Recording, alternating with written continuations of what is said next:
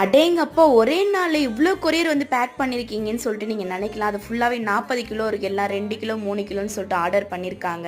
நம்மளோட ஸ்டாலுக்கு தேவையானது ஏதாச்சும் வாங்கலாம்னு சொல்லிட்டு முட்டை மிட்டாய் எடுக்கிறதுக்கு கரண்டி வந்து தேவைப்பட்டுச்சு. அது வாங்குறதுக்கு வந்திருக்கோம். அதுக்கப்புறம் இதெல்லாம் வந்து பார்த்தேன். ப்ரௌனிலாம் வச்சா அழகா இருக்கும்னு சொல்லிட்டு பார்த்துட்டு இருந்தேன்.